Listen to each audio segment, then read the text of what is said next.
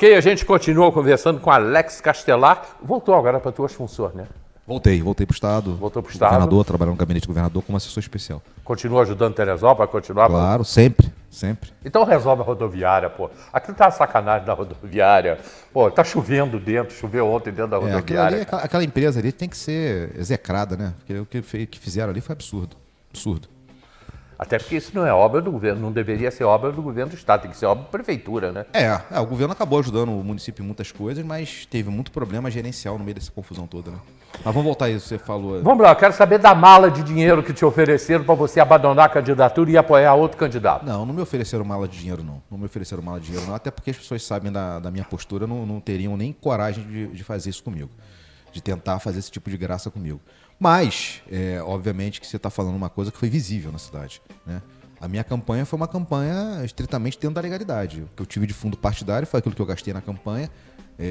Ajudei lá, né, o conjunto de vereadores que tinha na nossa chapa, contador, advogado, gráfica, tudo isso, né, em campanha não é barato. Mas foi dentro daquilo que eu podia fazer, naquilo que me permitia a lei. Agora, o que a gente viu na cidade não foi isso, né? A gente viu gente dando dinheiro para botar gasolina em carro, a gente viu gente dando dinheiro para botar plástico, a gente viu contratações de pessoas na rua sem o devido contrato. Posso te garantir que ninguém que trabalhou na minha campanha, que estava na rua panfletando, fazendo qualquer coisa, estava fora de um contrato. Mas o que a gente viu na rua, e principalmente quando a gente entrava nas comunidades, porque aqui na Várzea, obviamente, as pessoas têm algum resquício, algum medo de fazer alguma coisa mais... né, fora da legalidade. Mas na comunidade, a quantidade de pessoas que eu vi na comunidade, candidato A, candidato B, candidato C, entregando papel e falando de madrugada, de manhã, de tarde, de noite, você via claramente que aquelas pessoas não estavam nem contratadas de maneira legalizada. E isso tudo, obviamente, teve uma influência muito grande. Não tem como dizer que esse poderio econômico não teve uma influência nessa eleição. Foi a eleição, na minha opinião, mais cara da história de Teresópolis, por conta disso tudo. Eu falei sobre isso muitas vezes e é uma coisa que você vê claramente. Você entrava no Uber e o cara falava, eu tô ganhando 300, 400 reais semana. Às vezes alguns falavam que era um dia para poder botar um adesivo de um candidato no carro. E obviamente que isso tem uma influência na cabeça do eleitor, porque o eleitor muitas vezes ele vai levado pela onda, né? Aquele que ele acha que vai ganhar, aquele que ele acha que tem mais visibilidade. Então tudo isso foi realmente na eleição foi muito ruim. Para a democracia isso tudo é muito ruim, né? Porque eu acho que a gente tem que tentar debater, a gente tem que tentar colocar as ideias e não, obviamente, usar, né, da questão econômica, principalmente quando ela não é legalizada, e é isso que é o maior problema, né, para você poder mudar uma eleição. Isso quase que mudou a história de Teresópolis. Essa é a grande PL, o teu partido. Uhum. Você é do PL, aliás, há muito tempo, né? Sim. Você é do PL, o governador é do PL. Você esperava que tivesse um apoio talvez maior do Bolsonaro, o que acabou não acontecendo. Eu acho isso normal, porque ele tem o país inteiro para trabalhar, no caso do Bolsonaro. E o Vinícius, prefeito, ele é do PL também. Você acha que o fato de Vinícius estar muito mal politicamente, isso afetou a tua candidatura? Primeiro é o seguinte, eu tive apoio do PL, eu tive apoio do presidente do PL do Estado, né, do Altineu, que não é só presidente do Estado, mas ele é o líder da bancada dos deputados federais. Eu tive apoio do governador. E obviamente que o Bolsonaro, assim, eu não tive um apoio de maneira pessoal. Na verdade, ele não veio a Teresópolis, como ele não foi a vários municípios. Não foi, né? Então, assim, a gente tem aquela coisa que o Bolsonaro podia mudar a eleição. Eu acho que ele teria tido uma influência grande, com certeza. Teria tido um resultado melhor se ele tivesse vindo a Teresópolis, mas não sei também se isso seria decisivo para ganhar uma eleição. Muita gente diz, se o Bolsonaro vier, você está eleito. O Bolsonaro foi em alguns lugares e algumas pessoas não ganharam a eleição. O Rio de Janeiro, por exemplo, foi um caso, Mangaratiba foi um caso, Angra dos Reis foi um caso. Então, não necessariamente, né, só a presença do Bolsonaro daria uma eleição. Claro que ajudaria muito mais, mas eu não posso dizer que eu não tive apoio do PL. Pelo contrário, eu tive fundo partidário, eu tive apoio do PL. Não tem como negar. E o PL elegeu 3 vereadores. É importante dizer isso, né? O PL de Teresópolis elegeu o Paulinho, elegeu o Sandrinho, elegeu o Calé. Então não tem como dizer que o PL não teve uma desvoltura importante. E mesmo com todas as dificuldades, eu tive 12 mil votos. Quando você fala do prefeito, isso obviamente foi uma coisa que influenciou também, né? A situação de rejeição é uma situação que vai para a campanha. Eu acho que até uma coisa importante falar sobre isso, Hélio. Assim, eu nunca fui o candidato do Vinícius, né? Eu fui o candidato apoiado pelo Vinícius, o que é uma coisa muito diferente. Eu não tive cargo no governo municipal, eu nunca indiquei um pote para o governo municipal, eu não indiquei secretário, subsecretário, assessor. Eu nunca tive nenhuma coisa concreta, direta relacionada ao poder público municipal. Eu tive sim com o prefeito sempre uma relação republicana que eu vou ter com qualquer prefeito, porque eu trabalho no governo do estado com o governador. Eu não tenho como não ter uma relação republicana com o prefeito. E acabou que, depois de tudo isso, a gente, na eleição, eu tive, sim, o apoio do prefeito, indicou o Davi Serafim como vice, uma pessoa que eu tenho a máxima honra de dizer que teve do meu lado, porque o Davi é um cara extremamente competente, um cara, né, extremamente sério. Mas a gente tem lugares de falas muito diferentes. O prefeito tem uma visão de mundo político que é muito diferente da minha. Temos lugares de fala muito diferentes. E, obviamente, que numa eleição, numa democracia, você às vezes não vai fazer coligação só com quem pensa igual a você. Às vezes você vai ter uma pessoa que não pensa exatamente igual a você, mas você vai fazer as avaliações. O fato, eu não seria candidato com o Tricano, não seria candidato com o Leonardo Vasconcelos, né? Eu queria ser candidato, fui candidato e tive o apoio do prefeito, mas eu nunca fui o candidato do prefeito. Todo mundo sabe disso na cidade, que eu não fiz parte da máquina pública, eu não era um nome indicado por ele. Eu construí a minha própria candidatura, a minha própria biografia e acabei tendo o apoio do prefeito. Influenciou positivamente muitas coisas e, obviamente, teve também, né, outras situações, como, né, uma rejeição crescente do Vinícius. E aí eu acho que talvez valha a pena não só falar que ele teve uma rejeição, mas por que essa rejeição se deu ao longo dos últimos 4 anos. E, obviamente, que isso tudo tem uma influência na eleição. Não tem como dizer que isso não teve influência na eleição, porque teve. De maneira concreta, teve. Mas eu não tenho nada a falar do Vinícius. Eu acho que ele foi comigo, foi um cara correto. Eu não tenho nada a falar dele. Posso discordar politicamente, dizer que tem um lugar de fala diferente da dele em muitas coisas. E isso é um fato, é uma verdade. Mas eu acho que é uma pessoa... Eu acho não, tenho certeza que ele é uma pessoa correta e que... Ele, dentro das limitações, ele fez aquilo que era possível. Olha, o Zé Carlos da Estufa está aqui falando comigo, está em Brasília, dizendo que eles estão voltando hoje. Eu vou até engatar disso aqui, já é uma pergunta para o Alex, que eles estão voltando hoje para Teresópolis, né? Foram buscar emendas parlamentares e conseguiram, né? E estão voltando hoje para Teresópolis. Joelma Aparecida. Bom dia, Alex. Bom dia, Hélio. Passando para agradecer em nome de todos de Água Quente pela conquista do nosso tão sonhado asfalto, juntamente com o nosso vereador Fabinho Filé. O asfalto que você levou para Água Quente, né? Você falou... Aliás, isso partiu aqui no programa. O Isael, ainda me lembro o nome dele, Isael pediu ao Alex... Conheci o Isael lá pessoalmente, inclusive. Ele estava com o vídeo na mão quando eu cheguei não lá. Conheço. Aqui, ó, o vídeo de você falando de Água Quente. A Cláudia botando aqui, Cláudia Greenberg, não existem mais parlamentares como Eduardo Suplicy. Ela está dizendo, fui impedida de falar no Instagram... No teu Instagram. No meu? Já está bloqueado? Ela falou, fui impedida de falar no Instagram do candidato. Não. Já está bloqueado devidamente, afinal terminamos a eleição. Pelo contrário, não estou sabendo nada disso não. Pode falar lá à vontade. Estou à disposição, Cláudia, tá? Beijo. Ela botou o exemplo de Dória em São Paulo, eu mesmo de Clausen em Teresópolis. Flávio da Hermitagem pergunta ao Alex Castelar se ele vai pedir ao governador que peça alguém para consertar a rodoviária. Se pode melhorar o trabalho da rodoviária. Se o pessoal lá da Fazenda Hermitage, que aliás está um abandono total lá na Fazenda Hermitage. Alex, eu vou voltar agora. O prefeito eleito, Leonardo, está em Brasília, eles estão voltando hoje. Foi buscar, levou o projeto, que tem que ter projetos, coisa que faltou no governo Vinícius. Levou o projeto do hospital e está buscando dinheiro, verba para Teresópolis. Até daqui a pouco tem uma matéria sobre isso. E está conseguindo algumas coisas. Você foi importantíssimo até agora no governo do estado para Teresópolis. Se a gente for enumerar as coisas que você conseguiu talvez mais do que o próprio Vinícius, prefeito. Como é que agora essa relação sua e Leonardo Vasconcelos, como é que vai ser daqui para frente? É a relação republicana. Ele é o prefeito da cidade, ele foi eleito. A gente tem que reconhecer a democracia, está dada a democracia. E tudo que ele precisar, obviamente, de mim, do ponto de vista republicano, eu vou estar para apoiar a cidade. Eu não sou da tese do quanto pior, melhor. Eu não sou da tese de fazer oposição por oposição. É claro que a gente também tem visões muito antagônicas da política. Na eleição isso ficou muito claro. Mas eu acho que, terminada a eleição, a gente tem que trabalhar por Teresópolis.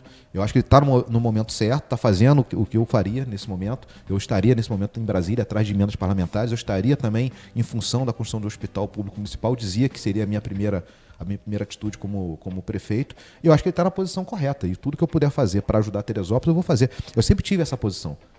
A gente trouxe emenda parlamentar para Teresópolis. Na época eu trabalhava na Câmara de Deputados Federais como presidente da Câmara.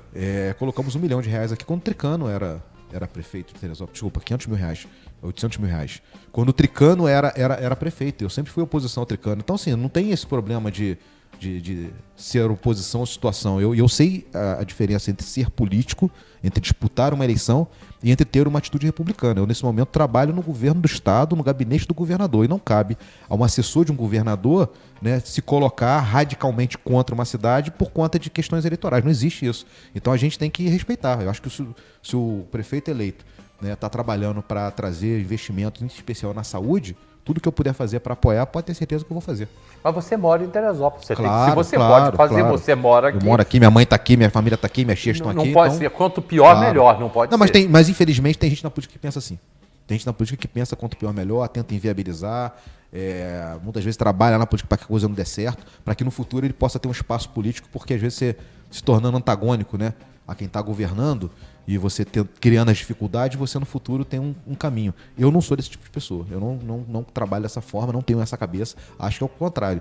A pessoa pode ser... Eu posso discordar, eu posso ser oposição, eu posso ter uma série de visões diferentes. Mas se naquele momento a atitude é para trabalhar pela cidade, vamos trabalhar pela cidade. Eu acho que isso a gente tem que ter maturidade na política. Não pode ficar nesse reme-reme de briga de a vida inteira um contra o outro e tirando a cidade do eixo dela. Não dá para fazer dessa maneira.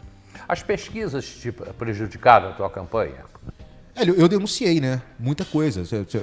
As pesquisas eram fraudulentas. Mas tinha muita pesquisa As pesquisas falsa, eram fraudulentas. Cada candidato tinha uma pesquisa dizendo que ganhava a eleição. Os 3 primeiros candidatos, tinha cada um deles uma pesquisa dizendo que ganhava a eleição. E nenhum deles dizia que eu ia fazer 14% dos votos. Todos diziam que eu fazia 5%, 3%, 4%. Eu sabia que as pesquisas eram fraudulentas, porque eu tinha algumas informações de pesquisa também, e mais do que isso. Eu estava na rua vendo o dia a dia da campanha. Óbvio que isso prejudicou, porque o eleitor começa a fazer voto útil. Ele olha e fala assim, esse camarada não tem chance de ganhar a eleição, eu vou para aquele que tem. Principalmente quando você tem uma rejeição. Então você tem um eleitor que não gosta do Tricano. Por exemplo, funcionário público, uma quantidade enorme de funcionários públicos, né, tinha uma aversão ao Tricano por conta da última gestão do Tricano. Então ele olhava e falava assim, eu vou votar, eu quero votar no Alex, acho que muitos pensaram em votar em mim, muitos votaram em mim, inclusive, mas uma parcela olhou e falou assim, olha, o Alex não vai ter chance de ganhar, eu vou no outro. Isso aconteceu. E assim também acontecia do contrário. O camarada não gostava do Leonardo Vasconcelos por alguma coisa, por alguma visão que tinha sobre ele. E aí olhava, o Alex não vai ganhar, eu vou no Tricano. Então, assim, isso obviamente influenciou na eleição. E aí, se a pesquisa tivesse me dado os 14% que eu tive, a minha chance de fazer voto e disputar de maneira mais de igual para igual com os outros teria sido outra. Então tudo isso obviamente influencia. E aí a gente vai percebendo como é que esse jogo ele é dado nos bastidores, como que quem tem dinheiro. E aí eu estou falando, isso é poder econômico. Porque essas pesquisas, me desculpa, elas foram compradas. Sim. Né? Institutos que não são sérios, que receberam recursos financeiros para poder publicar pesquisas fraudulentas e, obviamente, manipular a cabeça do eleitor. Então, óbvio que isso teve uma influência muito grande. Eu lembro que eu saí do primeiro debate, eu andei aqui no centro, e a aceitação era enorme. Eu olhava a pesquisa e falava assim, pô, não é possível que o que eu estou vendo na rua é diferente do que eu estou vendo na pesquisa, dizendo que eu tinha 5%. Eu falei, eu fiz 4% na eleição passada, em 2020. Eu sabia que eu ia fazer uma votação maior do que eu tinha feito em 2020, que eu tinha uma estrutura, apesar de menor que todos os outros candidatos, mas eu tinha uma estrutura muito maior do que eu tive em 2020. Eu tinha muito mais visibilidade do que eu tive em 2020. Eu sabia que eu fazia mais de 4%, mas a pesquisa me dava 4%, me dava 3%, me dava 2%. Quando me deram muito, me deram 6%. A pesquisa do Júlio me deu 6%. Uhum. Eu terminei com mais do que o dobro do que ele me deu na pesquisa. Então tá claro que a pesquisa era fraudulenta. Né? E ela tanto era fraudulenta que, inclusive, o resultado positivo e negativo, eu vou até falar positivo, para alguns foi muito maior do que eles próprios achavam que ia ser. Todo mundo sabe que eu sou sócio do Clube Comaria há 45 anos, quase 50, 45 não, já chegando aos 50. Frequento o clube muito, eu não estou sempre lá todo dia. E sou uma referência lá para informações, as pessoas me perguntam muitas coisas. Então, Alex, eu achava uma porção de votos para Tricano, enfim, e para você também, estava ali. E não se falava em Júlio Rocha. De repente, nos últimos 10 dias, aquilo começou a aparecer. Gente que eu vi votava em Tricano, mudei para Júlio Rocha. Votava em Leonardo, mudei para Júlio Rocha. E, de repente, nos últimos 10 dias, começa o nome de Júlio Rocha a aparecer. Teresópolis tem uma característica de votar em gente de fora e você sabe disso. Então, você tinha 4 candidatos daqui de Teresópolis, todos os 4 daqui, que o Tricano é daqui de Teresópolis, e o Júlio Rocha que é de fora. E, de repente, ele chega quase que ganha uma eleição nos últimos 10 dias. O que foi isso? Te falei, foi o fenômeno de uma cidade dividida. O Júlio cresceu na rejeição do Léo, na rejeição do Tricano, na própria rejeição da máquina municipal. Ele era um cara novo, né, que saía do zero, mas que teve também, né, muito poderio econômico para botar o bloco dele na rua, e obviamente que isso teve uma influência na eleição. O que ninguém esperava, acho que nem ele nos melhores momentos da vida dele, que ele de fato disputasse a eleição para ganhar, né? Isso foi um fenômeno que quase realmente muda a história política de Teresópolis. Teria sido a primeira vez que alguém chega tão inesperadamente, tão né, em cima de uma eleição e ganha uma eleição sendo de fora de Teresópolis. Porque essa é a grande verdade. O Júlio não é uma pessoa de Teresópolis. Ele é uma pessoa de Guapimirim, que hoje, né, disputou uma eleição em Teresópolis. Enfim, é o direito dele de disputar a eleição. Mas ele efetivamente não é uma pessoa de Teresópolis, né? Isso é fato. E ele disputou a eleição e quase ganha essa eleição. E aí eu vou te falar, foi o que eu falei logo no início. A minha análise Teresópolis não é mais a Teresópolis que a gente acha que conhece. Teresópolis é uma cidade que mudou muito. Teresópolis é uma cidade que tem uma dinâmica social muito diferente. Como eu te falei, o interior tem uma cabeça, né? As comunidades têm outra cabeça, o centro da cidade tem outro tipo de comportamento. E eu acho que, na verdade, criou-se uma onda, né? No final, ele criou uma onda e quase realmente que ganha a eleição. E alguns vão até dizer, inclusive, que eu fui determinante nessa não vitória do Júlio, porque eu acho que nós dois estávamos disputando ali mais ou menos o mesmo público. É um público que não queria votar nem no Leonardo, nem no Tricano, e que vinha para cá. E acabou que ele avançou mais nesse público que estava na dúvida, nesses 30%, 40% ali que pensava em quem votar e não queria votar nem no candidato A nem no candidato B. Ele teve mais avanço do que eu e conseguiu ter a votação que teve. Eu acho que até a irmã dele influenciou aqui. Porque eu vi pessoas falando assim, não, eu vou votar nele porque ela é boa prefeita em Guapi. Olha como é que a pessoa pensa. Claro, não, ela é boa prefeita lá, mas ele vai ser bom aqui? Ele vai ser ruim aqui? Vai votar nele porque ela é boa prefeita? Agora, por outro lado, outra análise é dizer o seguinte, né? Uma cidade como Teresópolis, com a importância política, econômica, social, histórica, né? Não demérito a Guapi, tá? Eu tenho muito respeito a Guapi, tenho respeito à Marina, apesar de ter... A lição é essas coisas, né? Você vai dar uma cotovelada de cá, outra vai tomar uma cotovelada de lá, é natureza. Mas eu sempre respeitei, gosto da Marina, não tenho nada contra ela. Trabalhei com o Júlio no governo do estado. Então não é nenhuma avaliação pejorativa e pessoal. Mas o ponto de uma cidade como Teresópolis, né? Vir um candidato de fora e dizer, olha, lá foi tão bom que nós podemos governar Teresópolis, é um símbolo de que a classe política, né, e a elite pensante, econômica, intelectual, tem que se refazer em Teresópolis, porque realmente você olha para tudo isso e pensa, pô, quais foram as lideranças que foram criadas, o que Teresópolis criou nos últimos tempos para chegar na situação que chegou a cidade. Porque essa é a grande verdade. Né? Você não imaginaria na história isso acontecendo. Nenhum demérito a Guapimirim, estou dizendo aqui, nenhum demérito a Guapimirim.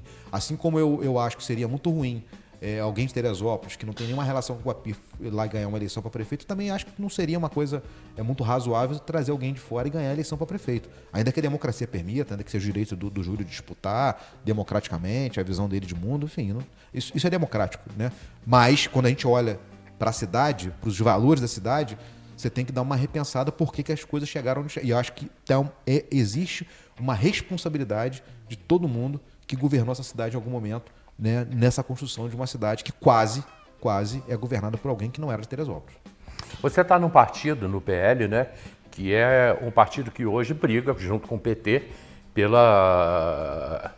pelo país, né, brigando ali para ver quem fica melhor no país, pela liderança no país. Daqui a 2 anos nós temos eleições. Você fez 14 mil votos. Né? É diferente uma eleição para prefeito e uma eleição para deputado. Mas hoje Teresópolis não tem mais uma liderança para a campanha para deputado estadual. Você pensa nisso ou é muito cedo? Porque realmente não tem. Neste momento não tem.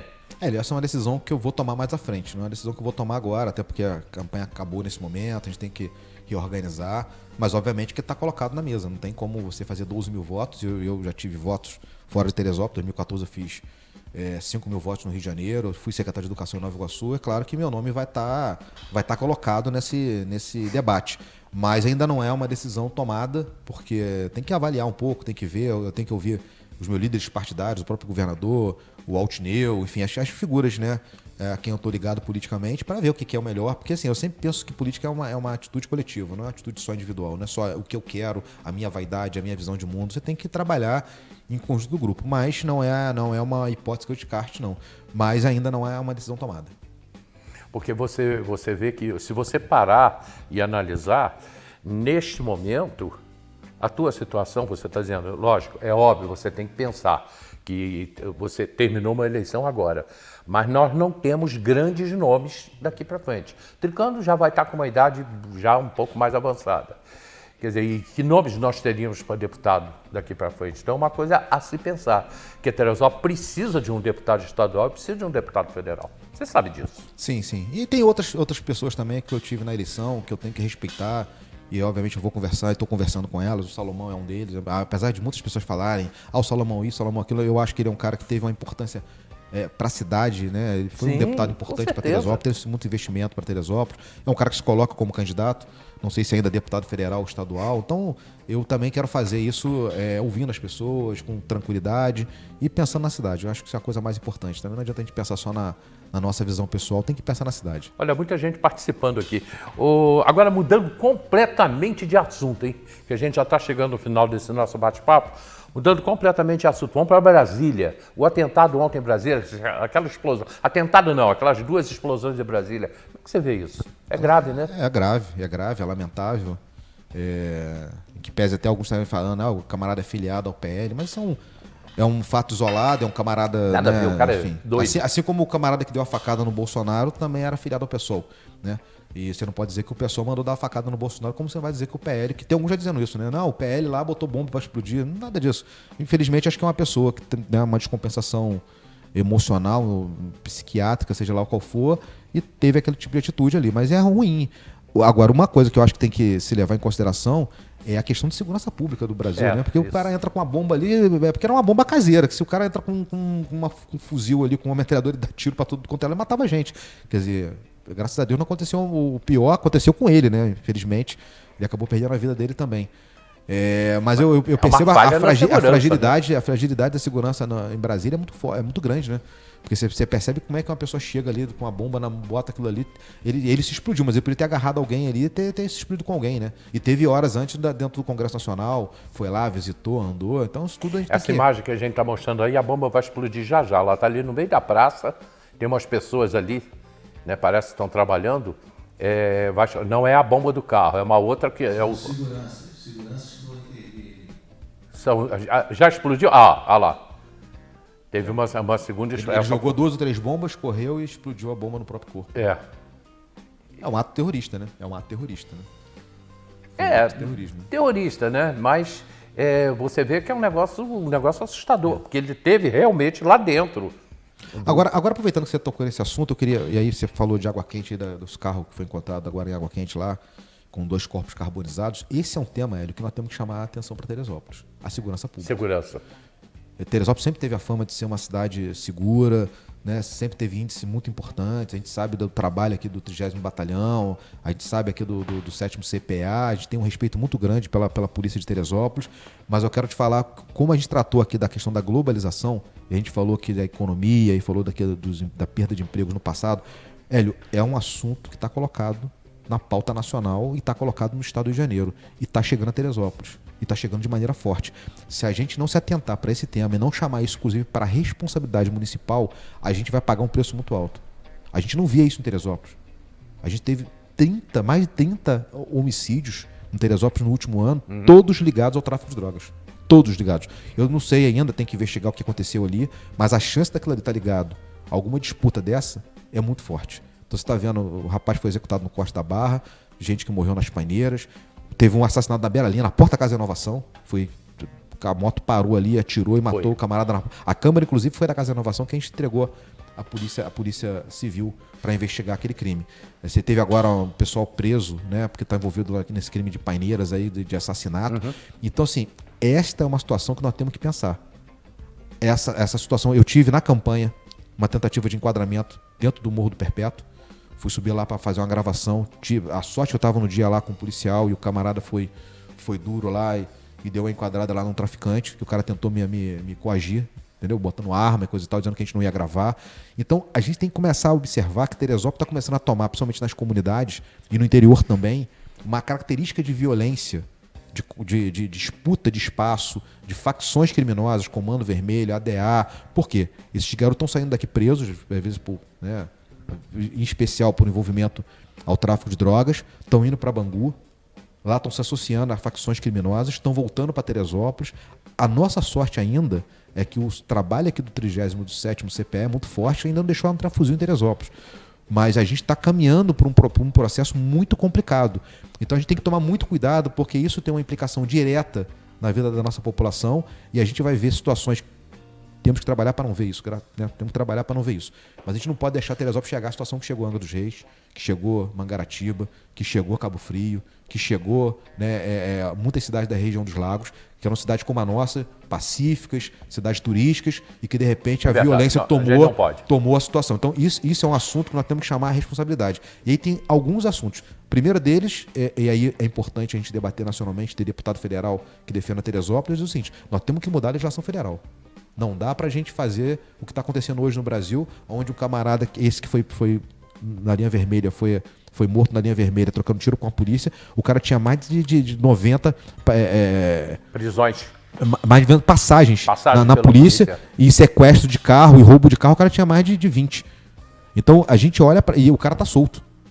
A gente com fuzil na mão pega um fuzil, pega 5, 6 anos de prisão, com 1 ano já tá solto, portando um fuzil.